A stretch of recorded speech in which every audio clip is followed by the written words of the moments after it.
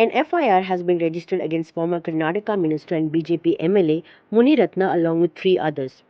FIR was registered under Explosives Act and Karnataka Land Revenue Act for carrying out blasts to mine stones in a quarry at Hunasamaranahalli.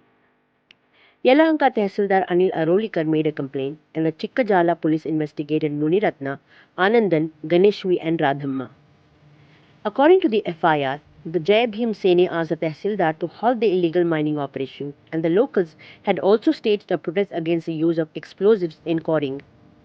After receiving the complaint, a field investigation was conducted, and it was discovered that explosives were used for quarrying. FIR stated that these activities were harming earth in the vicinity.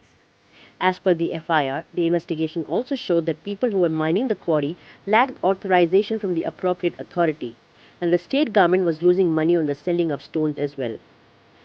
Home Minister G. Parmeshwara said he is aware an FIR has been registered on Muniratna. It's definitely not vengeance politics.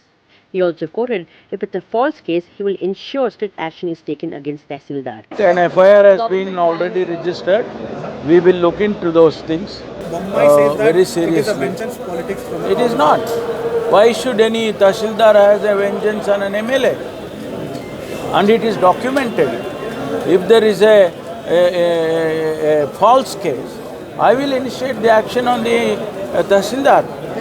There is a proof, there is a document which says that this has been done not in accordance with the law.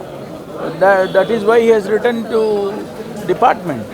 And an FIR has already been registered. We are looking into it. We are not simply saying yes, it has been done. There will be an inquiry after the FIR and we will see.